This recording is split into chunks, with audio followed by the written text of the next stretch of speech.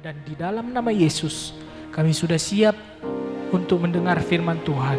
Mari kita semua yang siap mendengar firman Tuhan sama-sama katakan, amin. Beri kemuliaan bagi Tuhan kita Yesus. Silahkan duduk Bapak Ibu. Terima kasih buat para pelayan Tuhan yang sudah melayani, baik yang di belakang mimbar, di depan mimbar, dan semua kita melayani Tuhan. Karena Tuhan terlebih dahulu telah mengasihi kita. Amin. Amin. Saya mau sapa kita semua dulu. Shalom. Sekali lagi shalom. Ada sukacita, amin.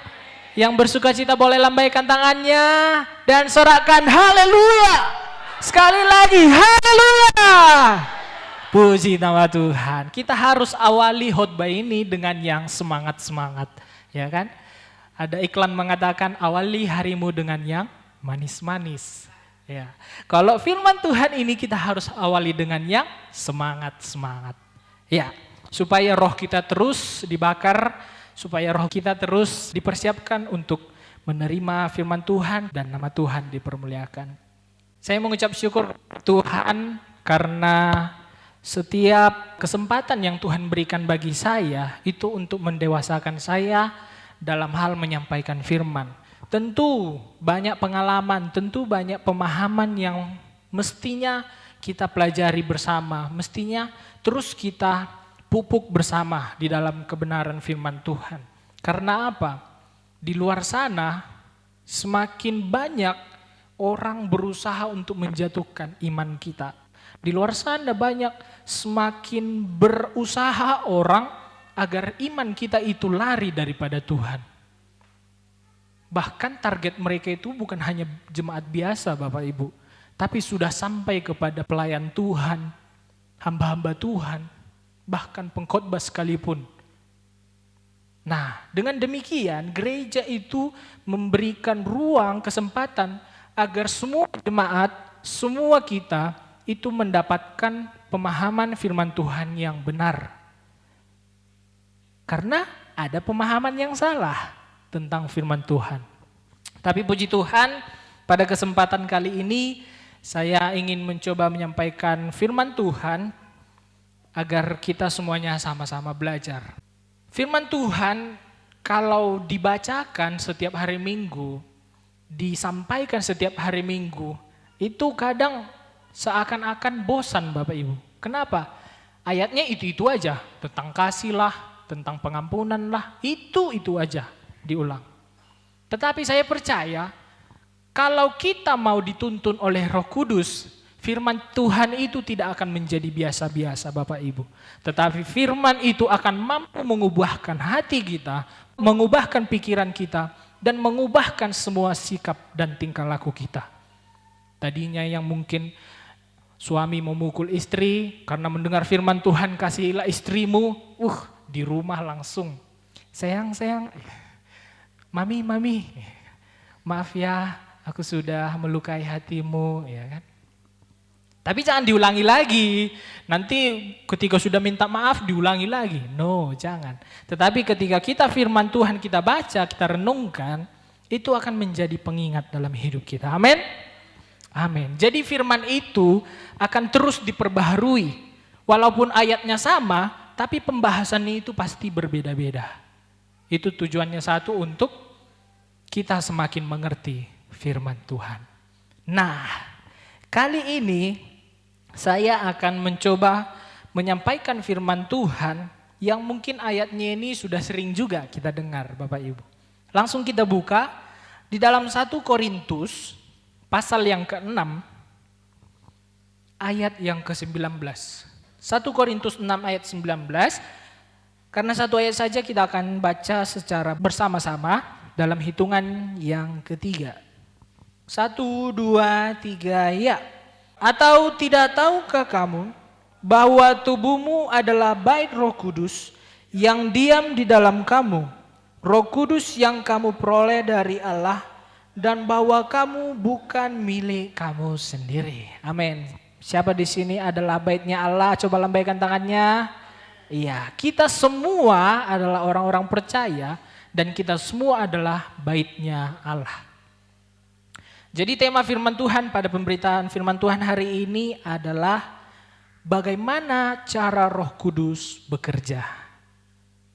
Sekali lagi, bagaimana cara Roh Kudus bekerja. Saya sudah sampaikan ini di flyer Instagram dan WhatsApp saya, ya kan. Bagi yang kaum milenial, anak-anak muda, sudah pasti tahulah Instagram dan WhatsApp. Ya, bagi yang belum tahu Instagram saya, boleh add saya, follow saya, Elisa_Gamar, ya kan? Oke. Kalau di Facebook, Bapak Ibu, saya juga ada. Namanya Elisa Gamar, ya. Jangan lupa berkunjung ya. Ya, kenapa anak-anak muda itu sangat suka dengan media sosial, dunia teknologi? Karena sekarang Bapak Ibu, kita nggak bisa tutup mata. Dunia itu sedang disandingkan dengan yang namanya teknologi. Mau tidak mau, kita harus mengikuti perkembangan zaman. Nah, disitulah kita sebagai orang-orang percaya memanfaatkan teknologi ini untuk memberitakan kabar baik. Ada begitu banyak hamba-hamba Tuhan yang mulai terjun dalam dunia teknologi. YouTube, Instagram, WhatsApp, dan semua media-media sosial yang lainnya dipergunakan untuk menyampaikan firman Tuhan. Karena apa? Jangkauan daripada teknologi ini bukan hanya pada keluarga kita saja, tetapi bahkan orang di luar negeri pun bisa melihat tayangan kita. Nah, saya bersyukur saya dan teman-teman dan anak-anak muda di tempat ini mulai diperlengkapi dengan dunia teknologi untuk menyampaikan, memberitakan kabar baik. Jadi saya menghimbau anak-anak muda, ya yang masih muda, ya yang belum menikah lah ya, untuk hadir dalam ibadah pemuda. Yuk kita sama-sama kita perlengkapi anak-anak muda di tempat ini supaya semua generasi muda itu bisa berjuang melawan kejamnya dunia ini. Ya. Amin. Amin. Ya. Jadi sebelum kita jauh membahas tentang bagaimana cara Roh Kudus bekerja, kita harus tahu dulu siapa pribadi Roh Kudus itu. Jangan ketika kita sudah berbicara tentang Roh Kudus, orang lain tanya, emang Roh Kudus itu siapa? Jangan nanti menjelaskannya jadi malah tersesat kita. Nah, saya mencoba untuk menyampaikan apa yang sudah pernah saya pelajari waktu di sekolah teologi, bagaimana sih kita memahami Roh Kudus. Tentu kita sebagai manusia itu belum bisa 100% memahami yang namanya Allah. Enggak bisa Bapak Ibu. Tunggu nanti. Tunggu di surga nanti kita akan mengetahui segala sesuatunya. Oh, ini toh. Oh, begini. Itu nanti. Tetapi ketika Yesus hadir di dunia ini, Yesus memberikan sedikit banyaknya gambaran tentang kerajaan surga nanti. Nah, pada hari ini saya akan membahas tentang Roh Kudus. Jadi kita berfokus pada Roh Kudus. Tapi sebelumnya, saya akan membahas dulu tentang yang namanya Trinitas atau Tritunggal. Ya. Tadi udah minum kopi semua kan? Supaya bisa fokus mendengarkan. Oke, langsung saja supaya tidak berlama-lama pembahasan tentang Tritunggal. Tritunggal itu kalau dalam kekristenan itu adalah Allah Bapa, Allah Anak, dan Allah Roh Kudus. 3 pribadi dalam satu hakikat.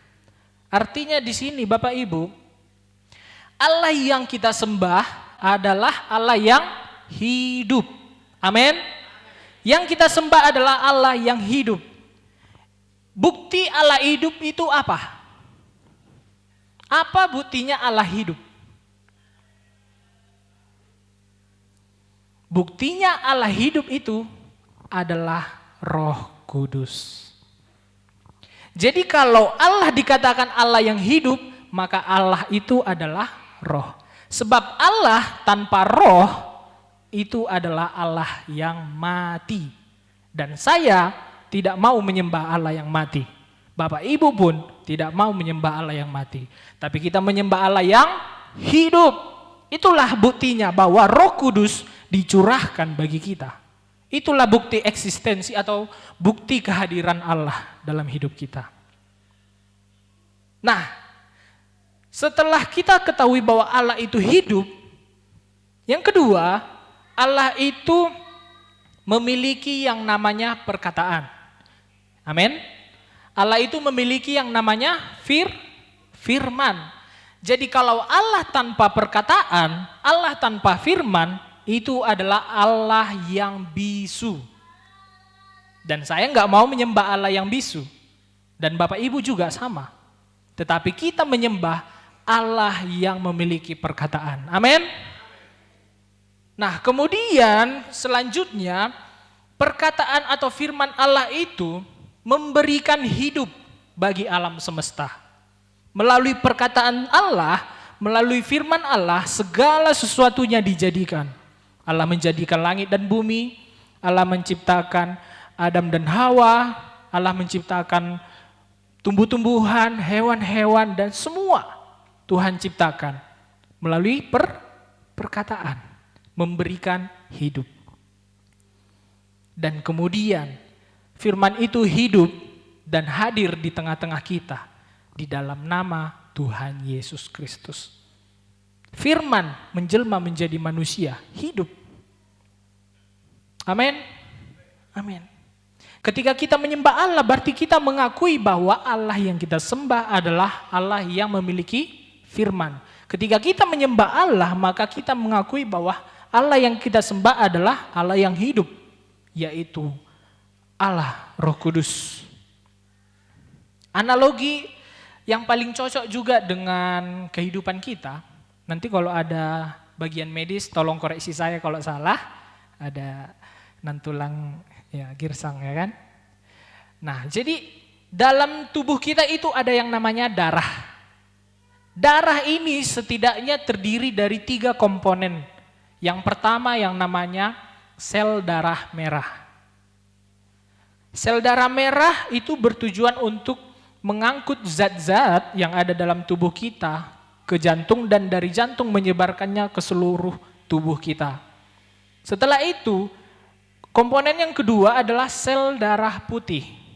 Sel darah putih ini berfungsi atau bertugas untuk menyembuhkan sakit, melawan bakteri, melawan virus, sel darah putih tugasnya. Kemudian yang ketiga adalah trombosit, trombosit darah. Trombosit darah ini kalau kita nggak punya trombosit yang normal, itu biasanya dokter akan kasih kita obat untuk menormalkan trombosit kita. Nah, jadi ketiga-tiga ini nggak ada dalam tubuh kita. Kalau trombosit nggak ada dalam tubuh kita, kita akan menjadi sakit. Kalau sel darah putih nggak ada dalam tubuh kita, kita akan menjadi sakit. Kalau sel darah merah nggak ada dalam tubuh kita, kita akan menjadi sakit. Nah, sama dengan Allah, kita nggak bisa mengatakan, Roh Kudus itu bukan Allah. Berarti kita mengingkari bahwa Allah itu adalah Allah yang hidup. Atau kita nggak bisa mengatakan, kita nggak percaya Yesus adalah Allah. Berarti kita mengingkari bahwa Allah itu memiliki perkataan. Nah, jadi kita orang percaya itu menyembah Allah yang hidup dan yang memiliki perkataan. Amin. Yang setuju katakan amin. Haleluya. Lalu pertanyaannya, mengapa ada sebutan Allah Bapa, Allah Anak, dan Allah Roh Kudus? Nah, berdasarkan tujuannya, Allah Bapa itu adalah perancang segala kehidupan di dunia ini, di alam semesta. Allah yang merencanakan. Kemudian kehadiran Yesus sebagai Allah Anak, sebagai firman, itu menyempurnakan, memberi kehidupan, kemudian memberikan segala sesuatunya menjadi hidup. Nah, kemudian tujuan Allah Roh Kudus adalah menolong orang-orang untuk tetap dalam rencananya Tuhan. Sekali lagi, Allah Bapa itu sebagai perancang kehidupan. Kemudian Allah Anak itu sebagai penyempurna atau pelaksana rencana Allah. Kemudian Roh Kudus itu sebagai Allah yang menuntun orang-orang tetap ada dalam rencana Tuhan. Kita lanjutkan Bapak Ibu. Nah, setelah itu kita akan berfokus kepada Roh Kudus. Yang mau saya tanyakan bagi kita semuanya, apakah Roh Kudus ada di zaman Perjanjian Lama? Ada Bapak Ibu? Tidak? Ada? Oh, kalau yang masih ragu-ragu, coba kita buka di dalam kitab 1 Samuel. Satu orang bisa bantu kita membaca. 1 Samuel 10 ayat yang ke-10, bisa saya minta satu orang bantu baca. Haleluya. Jadi sudah jelas bahwa Roh Kudus ada di zaman Perjanjian Lama. Jadi supaya kita nggak bingung ya Bapak Ibu. Bahkan sebelum zaman Perjanjian Lama pun Roh Kudus ya sudah ada. Karena Roh Kudus itu ya Allah itu sendiri. Akulah Alfa dan Omega, kata Tuhan. Yang awal dan yang akhir. Tuhan itu tidak diciptakan. Nah, jadi Roh Kudus itu ada bukan hanya di zaman Perjanjian Lama, tapi sebelumnya pun Roh Kudus sudah ada. Tapi kalau Roh Kudus di zaman Perjanjian Lama itu hanya kepada orang-orang tertentu saja ia menyatakan kepenuhannya. Bahkan nggak semua orang bisa mendapatkannya, hanya para nabi. Makanya ketika utusan Saul itu diutus untuk menjemput Raja Daud, itu mereka kepenuhan. Dan bahkan ketika Saul pun menjemput Raja Daud, itu Raja Saul itu kepenuhan. Dan mereka mengatakan, jangan-jangan Saul ini adalah nabi. Nah, jadi ternyata kepenuhan Roh Kudus itu pada zaman Perjanjian Lama itu secara khusus bagi para nabi. Lalu pertanyaan yang kedua juga, apakah orang berdosa bisa kepenuhan Roh Kudus? Bisa Bapak Ibu? Apakah bisa orang berdosa kepenuhan Roh Kudus? Oke, coba satu orang bacakan Kisah Para Rasul 2 ayat 38. Amin. Jadi pertanyaannya, apakah orang berdosa bisa kepenuhan Roh Kudus? Oke, ada yang bilang tidak. Tidak kecuali dibaptis atau menerima Tuhan sebagai Tuhan dan Juru Selamat. Apakah iya? Apakah memang seperti itu? Oke. Kita buka kembali 1 Samuel pasal 19 ayat 23. Saya akan bacakan bagi kita. Lalu pergilah ia ke sana, ke Nayot dekat Rama, dan pada dia pun hinggaplah Roh Allah. Dan selama ia melanjutkan perjalanannya, ia kepenuhan seperti nabi hingga ia sampai ke Nayot dekat Rama. Ini Saul Bapak Ibu. Saul yang dengan niat ingin membunuh Raja Daud, ingin menangkap Raja Daud. Berdosa enggak dengan niat seperti itu? Berdosa. Tetapi ketika dia datang hendak menemui Raja Daud, dia kepenuhan. Apakah orang berdosa bisa kepenuhan Roh Kudus? Oke, enggak apa-apa. Jadi saya jawab aja langsung. Pada dasarnya semua manusia, semua orang bisa kepenuhan Roh Kudus. Namun faktanya dosa menghalangi kita untuk bisa menerima baptisan Roh Kudus. Orang, manusia pada dasarnya itu bisa dibaptis oleh Roh Kudus. Kenapa? Karena kita ini adalah punya roh. Roh kita inilah yang terkoneksi dengan Roh Kudus. Nah, yang menghambat koneksi ini adalah dosa yang ada dalam hidup kita. Itu yang seringkali menghambat hubungan kita dengan Roh Kudus sehingga terputus, sehingga kita tidak bisa mengalami baptisan Roh Kudus. Makanya di Rasul Petrus tadi mengatakan bahwa bertobat dulu baru bisa menerima karunia Roh Kudus. Tapi untuk kisah 1 Samuel 19 ayat 20 sampai 23 tadi itu berbeda situasinya. Untuk kisah 1 Samuel ini, orang berdosa bisa kepenuhan Roh Kudus karena apa? Karena manifestasi kuasa Roh Kudus. Karena manifestasi ya, bukan Roh Kudus yang membaptis dia, memberikan karunia Roh Kudus, bukan. Tapi dia itu kena manifestasi kuasa Tuhan. Saya coba jelaskan manifestasi. Manifestasi itu merupakan penampakan kuasa roh yang sedang terjadi yang dapat dilihat manusia. Contohnya, ketika seseorang berdoa, dia kemudian mendapatkan manifestasi daripada Tuhan. Manifestasi dari Tuhan itu biasanya itu tiba-tiba keadaan yang tidak biasa, tidak umumnya terjadi dalam hidupnya. Misalnya tiba-tiba dia dalam doa, tiba-tiba tertawa. Itu kan nggak biasa, tetapi dia tertawa. Kemudian tiba-tiba dalam doa, tiba-tiba dia menangis. Atau tiba-tiba dia melompat kegirangan. Atau tiba-tiba dia sujud, tersungkur. Nah, itu adalah bentuk manifestasi daripada roh Tuhan. Tapi ada 3 sebenarnya bentuk manifestasi Bapak Ibu. Jadi pertama, manifestasi oleh kuasa Tuhan itu adalah contohnya seperti tadi, rebah dia tiba-tiba ketika berdoa dia melompat, kemudian kegirangan. Kemudian yang kedua, manifestasi yang kedua itu karena ada kuasa iblis. Jadi ketika kami pelayanan waktu dulu itu kami pelayanan orang yang memiliki jimat lah, memiliki pegangan dalam tubuh. Nah, ketika dilayani oleh Bapak Gembala, Ibu Gembala dan tim pendoa, itu secara spontan dan tiba-tiba orang itu langsung berperaga seperti harimau.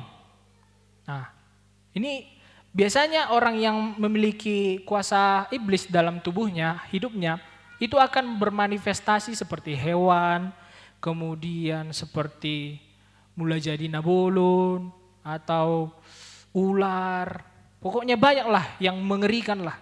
Nah, itu manifestasi daripada kuasa iblis. Tapi yang ketiga ada manifestasi karena benturan antara kuasa Tuhan dan kuasa iblis. Jadi contohnya misalnya ada orang yang datang ke gereja didoakan, tetapi dia bawa pegangan dalam tubuhnya.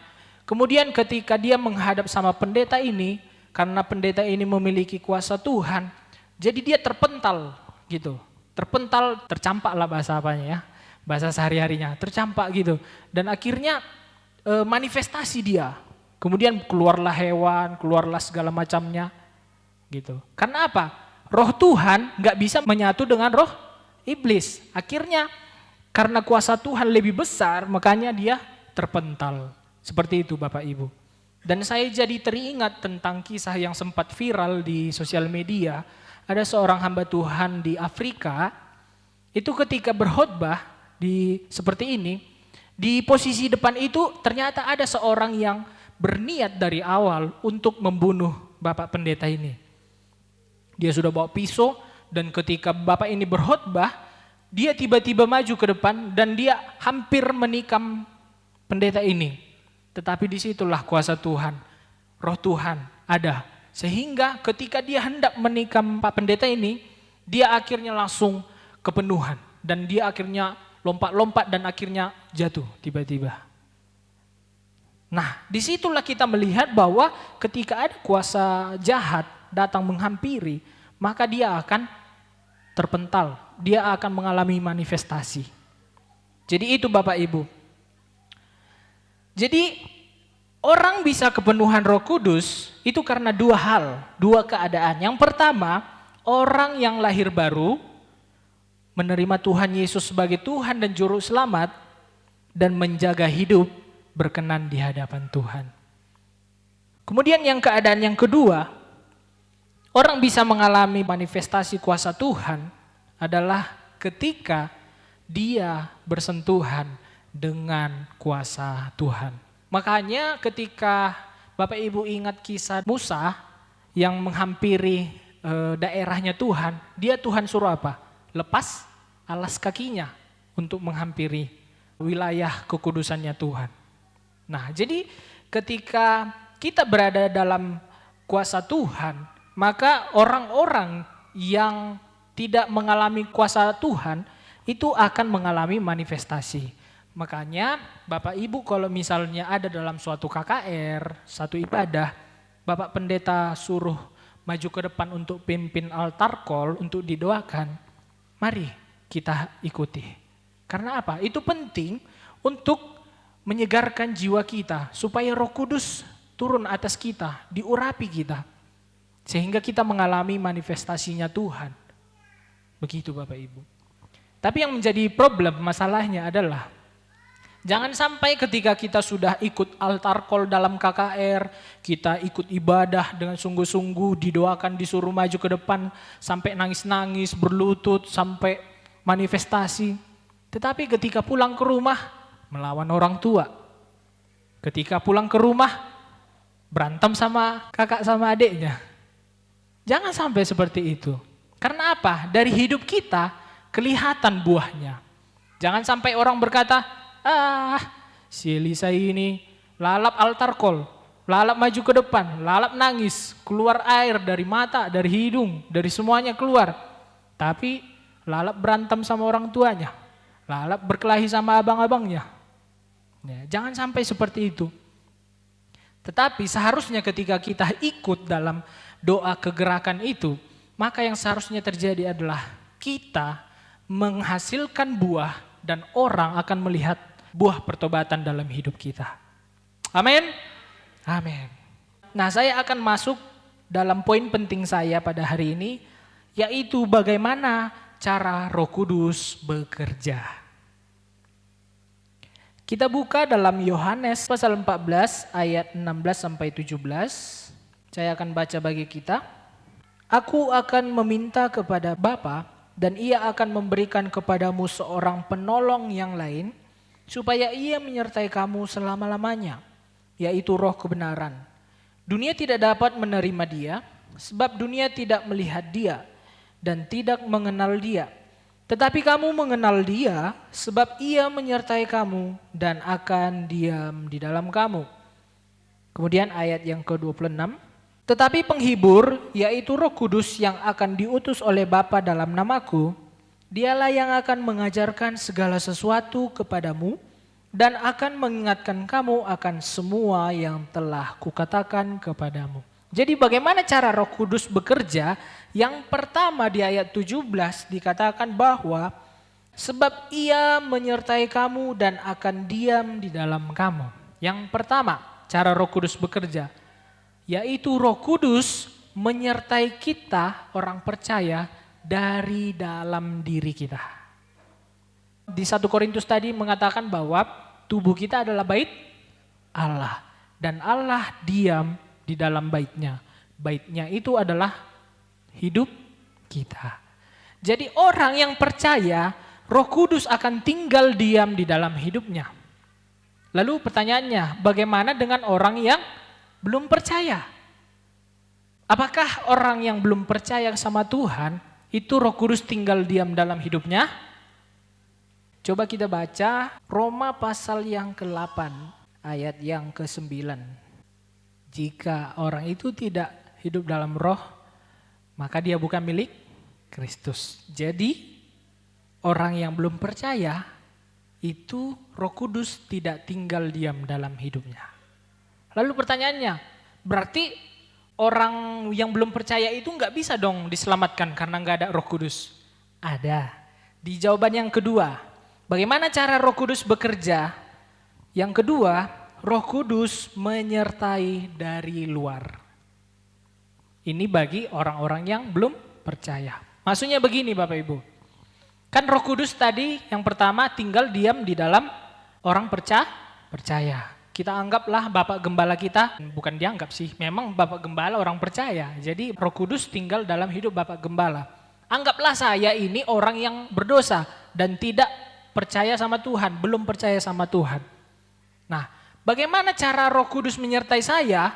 Cara Roh Kudus menyertai saya yang orang belum percaya sama Tuhan dari luar. Caranya begini, Roh Kudus akan bekerja dari dalam diri Bapak Gembala. Bapak Gembala akan Tuhan gerakkan langkahnya, kakinya, pikirannya untuk menjumpai saya. Sudah? Ketika Bapak Gembala Tuhan gerakkan untuk menjumpai saya, maka Bapak Gembala akan menginjili saya. Dan ketika saya mau terima Tuhan sebagai juru selamat saya, maka Roh Kudus akan diam di dalam hidup saya. Seperti itu. Jadi cara Tuhan itu yang pertama, Tuhan utus orang lain untuk menginjili kita. Tuhan utus orang lain untuk menghibur Bapak Ibu Saudara ketika Bapak Ibu Saudara lemah. Orang lain akan Tuhan utus untuk menyadarkan kita akan kesalahan kita. Begitu Bapak Ibu. Nah, setelah Roh Kudus diam di dalam saya, anggaplah Bang Tarno di sana masih belum percaya Tuhan juga. Kemudian ketika saya yang sudah punya Roh Kudus, Tuhan menggerakkan hati saya untuk menjumpai Bang Tarno dan saya menyampaikan Injil. Dan ketika saya menyampaikan Injil, dia menerima Tuhan Yesus sebagai juru selamatnya. Kemudian Roh Kudus turun atas dia dan tinggal di dalam dia. Bang Tarno juga akan melakukan hal yang sama kepada orang-orang yang belum mengenal Tuhan. Sampai sini paham ya Bapak Ibu? Bagaimana perbedaan cara Tuhan menyertai dari dalam diri kita dan menyertai dari luar. Oke. Itu pekerjaan Roh Kudus Bapak Ibu. Nah, kemudian yang ketiga, bagaimana cara Roh Kudus bekerja? Di ayat 16 dikatakan bahwa Aku akan meminta kepada Bapa dan Ia akan memberikan kepadamu seorang penolong. Bukan perongrong. Ya. Aku akan memberikan kepadamu seorang penolong. Jadi tugas Roh Kudus, bagaimana cara kerja Roh Kudus itu adalah menolong. Kata menolong sebenarnya lebih cocok dimaknai itu menyelamatkan Bapak Ibu. Jadi kata menolong ini ketika disempurnakan dengan kata menyelamatkan, berarti kita sebagai orang percaya seringkali di depan kita itu ada bahaya. Seringkali di depan kita itu ada jurang maut yang seringkali menghintip kita untuk masuk ke dalam jurang itu. Tetapi Roh Kudus bekerja untuk menolong kita, menyelamatkan kita dari jurang itu. Saya punya kesaksian ada seorang dosen kami waktu di Samarinda, namanya Pendeta Untung Sihombing, dan beliau itu menyaksikan kalau bukan karena Roh Kudus dia mungkin tidak selamat. Jadi suatu hari beliau hendak berangkat dari Balikpapan ke Samarinda. Dari Balikpapan ini ke Samarinda sekitar 3 jam dan ini naik travel. Kalau di sana travel, kalau kita dibilang mobil sewa kayak Datra, Rajana Pogos, Rajana Mora, ya kan. Nah, jadi ketika Bapak ini hendak naik travel dan sudah membayar karcisnya sebesar 50.000 dan dia naik sudah di posisi di tempat duduk yang belakang, tiba-tiba ada yang Tuhan gerakkan di hatinya untuk segera turun dari mobil itu. Bapak ini juga kan, jangan-jangan suara pikiran ini, tapi begitu kuat sehingga akhirnya Bapak ini dengan kekuatan Roh Kudus akhirnya dia beranjak dari tempat duduknya dan turun dan tidak meminta kembali atau hanguslah yang 50.000 itu. Dan akhirnya dia naik travel mobil yang kedua dan dia bayar uang lebih 50.000 lagi. Dan tahu nggak Bapak Ibu, ketika dalam perjalanan mobil yang pertama tadi sudah dijumpai mereka sudah terbalik di jalan. Nah, di situ kita melihat bahwa kalau bukan karena Roh Kudus yang menyelamatkan dosen ini, mungkin dia ada dalam mobil itu dan ikut juga terbalik. Tetapi kalau kita terus dekat sama Tuhan, Roh Kudus pasti akan mengingatkan kita. Amin. Amin. Roh Kudus itu bekerja sebagai penolong untuk menyelamatkan kita. Kemudian yang keempat, Roh Kudus itu bekerja untuk menghibur umat-umatnya. Di ayat 26, tetapi penghibur yaitu Roh Kudus yang akan diutus oleh Bapa dalam namaku. Jadi Bapak Ibu, cara Roh Kudus bekerja itu adalah menghibur. Seringkali ketika kita menghadapi masalah dan seringkali kita sudah merasa tidak mampu, sudah tidak kuat, tapi ketika kita datang sama Tuhan, Tuhan tolong aku, Tuhan aku gak sanggup lagi. Disitulah Bapak Ibu rasakan bagaimana damai dan sukacita dari Allah itu turun atas Bapak Ibu. Karena apa?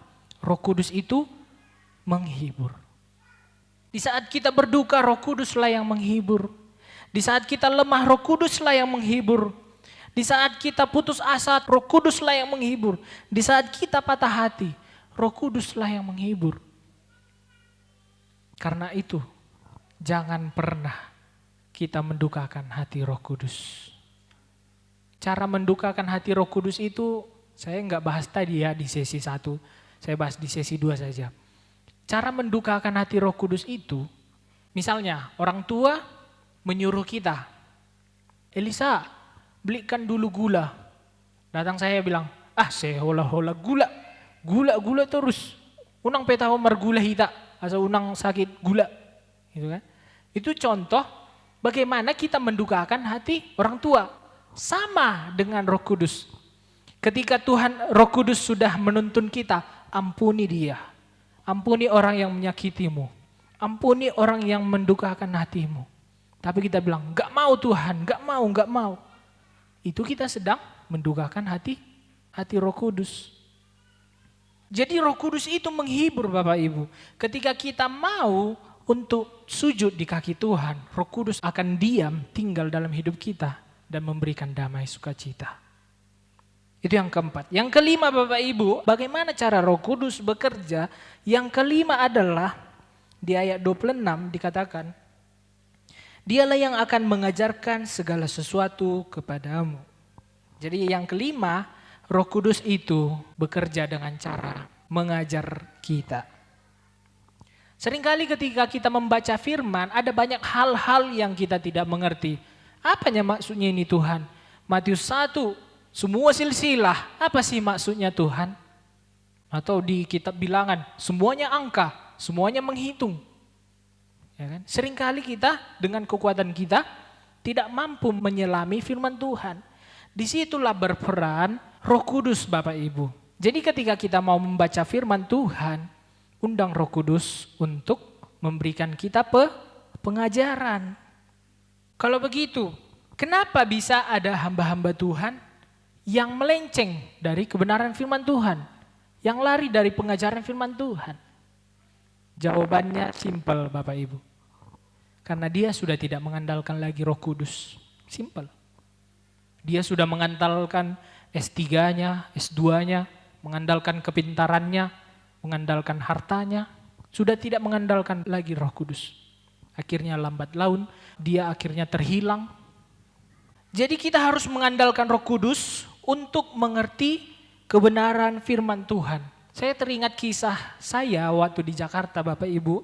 Saya sebagai mahasiswa PKL praktek dan saya ditugaskan untuk setiap galon air isi ulang habis. Sayalah yang bertugas untuk membelinya dan menggantinya.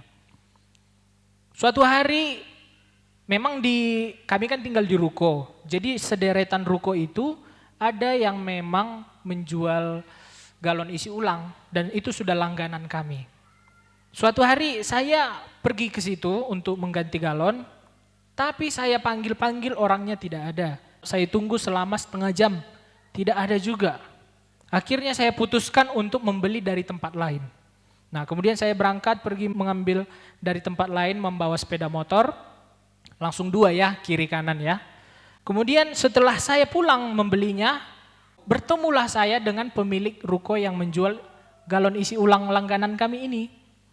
Dan ketika dia melihat saya membawa galon isi ulang itu, dia langsung buang muka Bapak Ibu.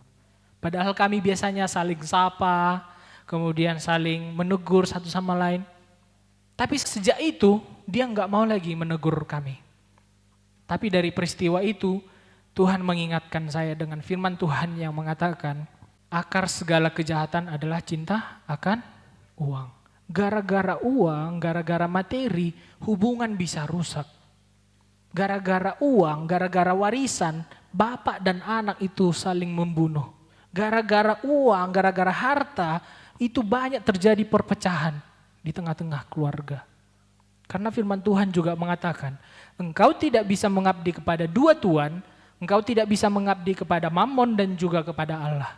Artinya, kita hanya bisa memilih satu. Mau mengabdi kepada Mammon atau uang, atau mengabdi kepada Allah. Itu Bapak Ibu.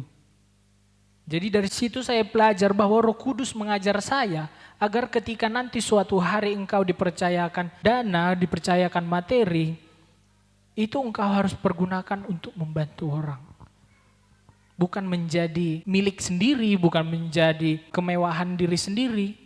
Itu Tuhan ingatkan saya. Bahkan saya juga diajarkan oleh Roh Kudus tentang perpuluhan Bapak Ibu.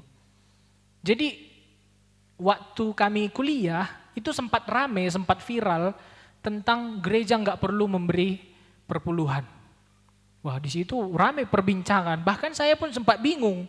Saya akhirnya tanya dosen, saya tanya dosen pembimbing.